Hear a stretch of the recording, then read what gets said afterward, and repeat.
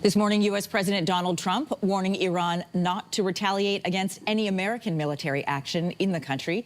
Here's what he had to say on board Air Force One last night.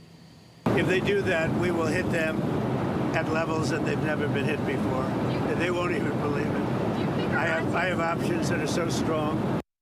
Well, more than 500 people have been killed, thousands of others detained. Protests against the Iranian regime have reached the 2-week mark now. Trump previously threatened to strike the country if Iran did not rein in its violent crackdown on protesters. For a closer look at the escalation in both protests and crackdowns, I'm joined this morning by Nader Hashmi. He's the director of the Aloid Center for Muslim-Christian Understanding and associate professor of Middle East politics at Georgetown University. Good morning. Good morning.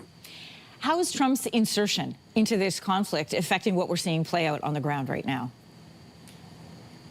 Well, it's given some hope to the protesters that the international community is going to come to their rescue.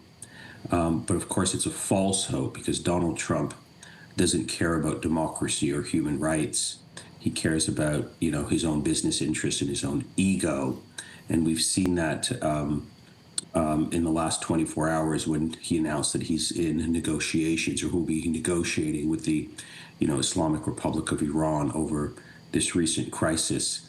That's the biggest sort of, I think, recent development that sheds light on this, tragic, series of events that have produced, as you said in your introduction, the death of hundreds of Iranians who are protesting over the state of politics and the crisis in the economy.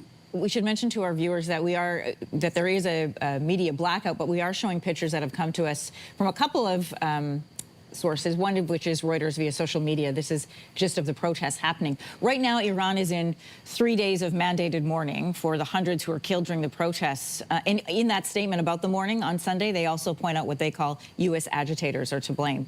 Despite the crackdowns, the unrest we know is spreading across the country. So what pressure is the regime facing to try and solve this internally? Well, it's facing pressure from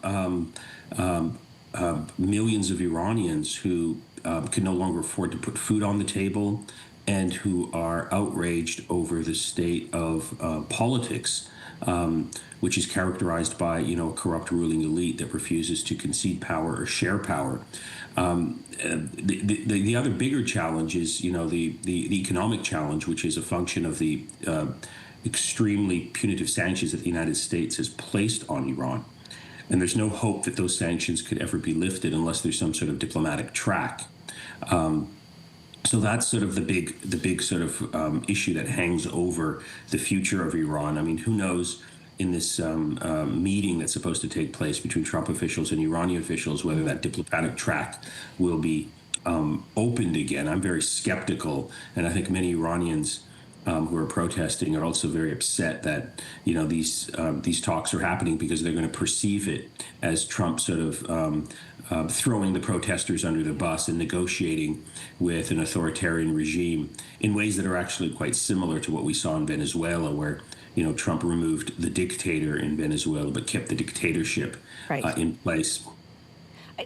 We use the word negotiations, but is there any room to negotiate with the U.S. and this regime? Well, they did it before. I mean, if you know the history of this, in 2015, the United States and Iran negotiated a very important and comprehensive nuclear deal that was supported by the entire world, including many Iranians. So, yes, it is possible. I think the bigger question here is, how do Iranians organize themselves politically to come up with a strategy that can lead to a democratic transition? That's the big question.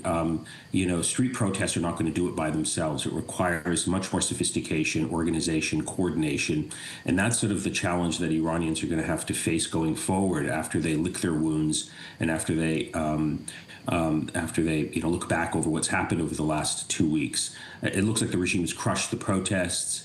But the bigger question is, how do you challenge this deeply entrenched authoritarian regime? And how do you do it in a way where, the international community, including the West, really doesn't care about the question of democracy in Iran? Yeah. They care about nuclear weapons in Iran's regional role. So Iranians have a lot of heavy and strong questions they have to ask themselves about their own political future. We played that clip of President Trump on board Air Force One last night talking about the options that he has that are so strong. What are those options? Well, I don't think there are many good options. He can obviously bomb Iran at will, but I think, bombing a Revolutionary Guard barracks or hitting Iran militarily is not going to help the protesters, despite what some people think. And you can just go back and look over what happened in Iran roughly 6 months ago in the summer of last June, where the United States and Iran bombed Iran quite extensively. And it didn't help things. It killed a lot of innocent people and, in fact, emboldened the regime. So, I don't think Trump has any military options, and I don't think there's any quick fix solutions here to the problem of authoritarianism. This is a long-term struggle that Iranians are going to have to wage on their own terms, and that's the challenge facing the people of Iran going forward. Nader Hashemi, thank you for your time this morning.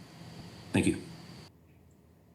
If you like that video, make sure to subscribe to the Your Morning YouTube feed, where you can find all kinds of new content posted every weekday morning.